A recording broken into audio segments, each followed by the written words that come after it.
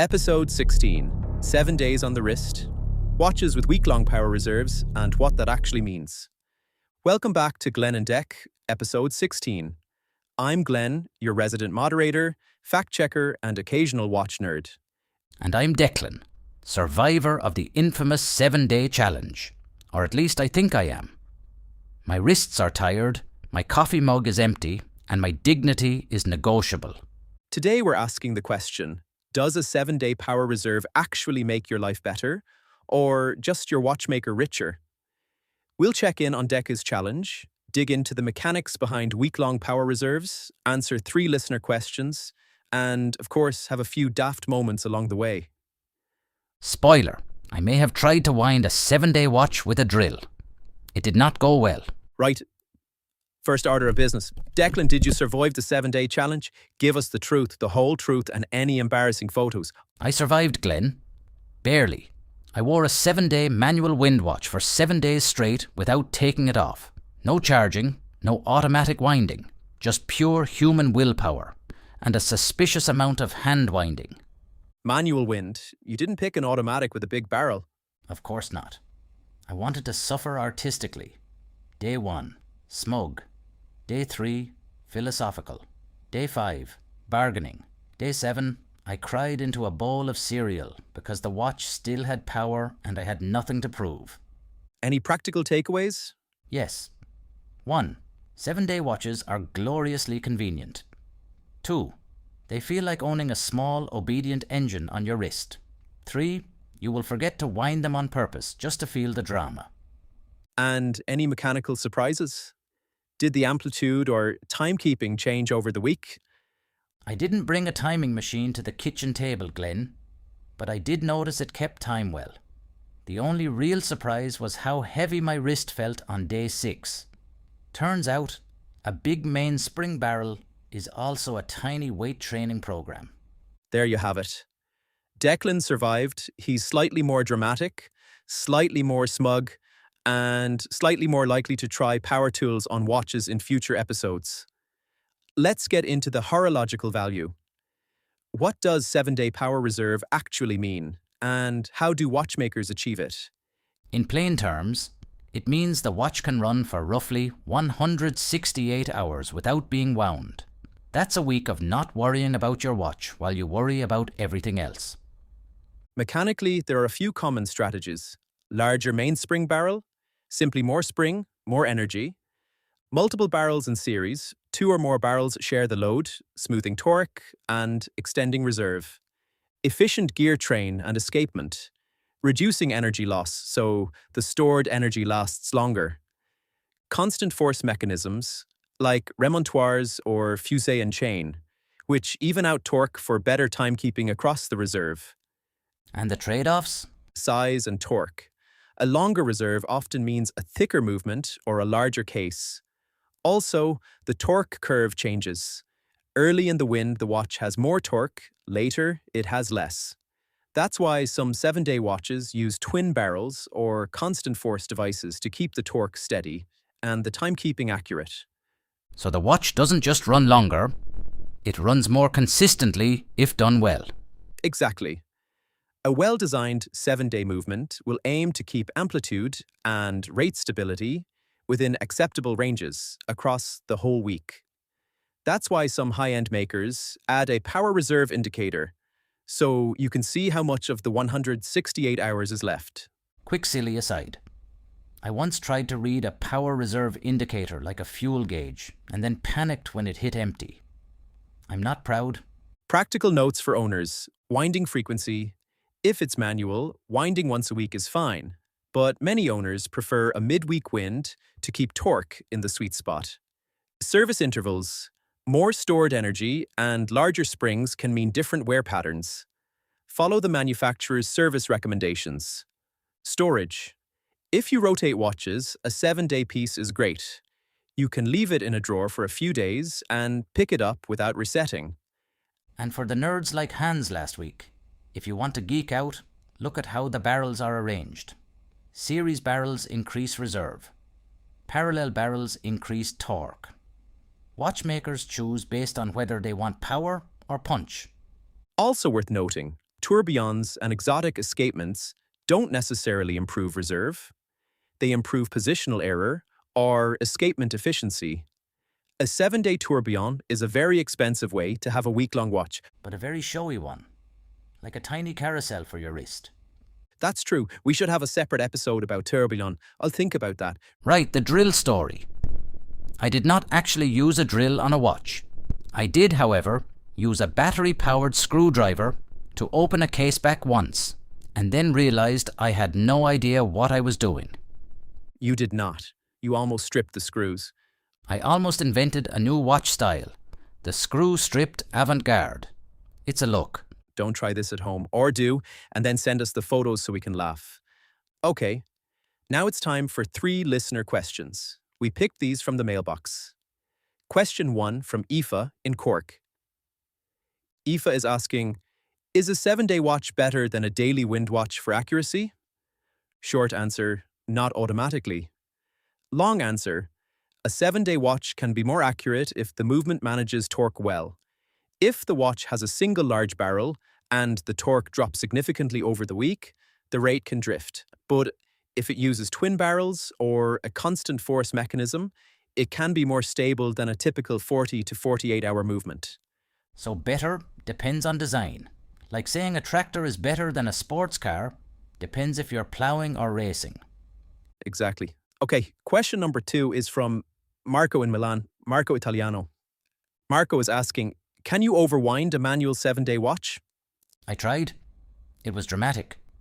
You can't really overwind modern manual watches in the old catastrophic sense. Most modern movements have a slipping bridle or a safety mechanism that prevents the mainspring from being wound beyond its limit. That said, forcing a stuck crown or using excessive torque can damage the winding stem or gears. So do it gently and stop when you feel resistance. Translation: don't be a hero. Your watch is not a stubborn jar lid.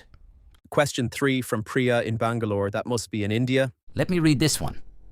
Priya is asking, if I have a 7-day automatic, should I still use a watch winder? If you wear the watch regularly, you don't need it.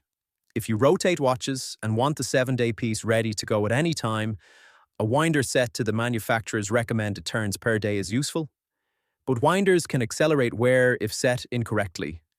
For long-term storage, it's often better to let the watch run down and store it in a dry place, then wind and set it when you want to wear it. Also, winders are great for showing off your watch collection, like a tiny, very slow merry-go-round. Now, a couple of more quick thoughts on those listener questions and a little community drama update. Declan, a few weeks ago, we tried to join a discussion on Watch a Seek to ask about 7-day movements, and believe it or not, we got deleted. You didn't tell me anything earlier. Deleted? Like a bad Instagram comment. Were we too hot for the forum? Not hot. Apparently controversial. We posted a friendly question about twin barrel designs, and someone replied with a 2,000-word manifesto about loom. Then a moderator swooped in and removed the thread. Oh, I see. Moderators on that forum are like bears who found honey.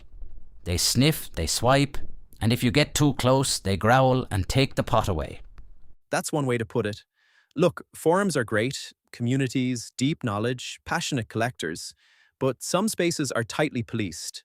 If you're engaging online, be polite, cite sources, and don't call a fusee a fancy slinky. That will get you muted. Also, pro tip, if you want to avoid deletion, post a photo of a vintage Seiko. It guarantees instant immunity. Seriously though, community moderation can be heavy-handed. It's worth remembering that a forum's tone often reflects its moderators. Some are helpful, some are protective, and some are just very committed to their honey jars. We'll keep poking the hive, gently. And if we get banned again, we'll start a new forum called Watch You Seekers Anonymous. Membership requirement: 1 bad pun per post. Now, for next week's episode, we're diving into bracelet, leather, or silicone. Which strap wins? We'll compare materials, comfort, longevity, and the horological reasons you might choose one over the other. Strap wars. I've already got my bracket ready. Round 1, bracelet versus leather. Round 2, leather versus silicone. Final, bracelet versus silicone. I'll be live tweeting the tension. We'll cover 3 practical angles: durability and maintenance, how each material ages, what to clean and when to replace, comfort and ergonomics, breathability, weight, and how strap choice affects wearability in different climates, aesthetic and horological fit, which straps suit which watch types from a design and historical perspective. And I'll be bringing my patented scientific method. Wearing each strap for exactly 1 hour while making increasingly dramatic facial expressions. Expect specifics: how end-link fit affects bracelet comfort, why stitched leather breathes differently than calfskin, and when silicone is actually the sensible choice for a diver or a summer watch. We'll also talk about spring bars, lug width, taper, and how strap choice can change perceived case size. Also, let's do a segment on quick change systems, because nothing says modern convenience like swapping straps in 30 seconds and pretending you own 3 watches. And yes, there's a surprise next week. We've arranged a short interview, either live or recorded. It really depends on our guest, who is a lady. She is a strap maker who actually builds bespoke leather straps and can explain why certain leathers are better for longevity and why some linings prevent sweat rash. Real straps, real leather, real expertise. I'm excited because I get to ask the important questions like, can you make a strap that smells like a library? And is Crocodile offended by vegan alternatives? We'll keep it respectful. The maker will walk us through construction, edge finishing, and why a well-made strap can cost as much as a modest watch. We'll also test a few straps live on air: comfort, bend, and how they look on Dec's dramatic wrist. Live strap testing is my favourite sport. I've been training for this with daily wrist stretches and motivational pep talks. That brings us to the end. Quick housekeeping: if you enjoyed this episode, subscribe on YouTube or your podcast app, leave a review, and tell a friend who pretends they don't care about watches but secretly does. And visit Horology Guide. That's our go-to for deep dives, buying guides, and nerdy explainers. They've got great videos on power reserve mechanisms, service tips, and how to choose between a fusee and chain and a remontoire without falling asleep. Declan, I think there's not everything covered in detail yet, but we'll link to Horology Guide in the show notes. Also, send us your questions. We love listener mail. If you want Declan to attempt another challenge, suggest one. Preferably something that doesn't involve drills. Or do involve drills. I'm a glutton for punishment. Lads, send us your strap questions, your forum horror stories, and any challenges you want Declan to survive next. Next week, bracelet, leather, or silicone, plus our surprise guest strap maker. Expect opinions, expertise, and at least one terrible pun. I'll be practicing my strap faces. See you next week. Keep your crowns tight and your spring bars tighter. For today's episode, I have one final thought. A 7-day watch is a wonderful piece of engineering. It's not just about convenience, it's a statement about energy management, torque control, and the art of making timekeeping last longer without losing its soul. And it's a great excuse to look at watches you can't afford and pretend you might inherit one. Thanks for listening. We'll be back next week with more horological nonsense and a little bit of sense. Bye. Keep your crowns tight and your loom bright.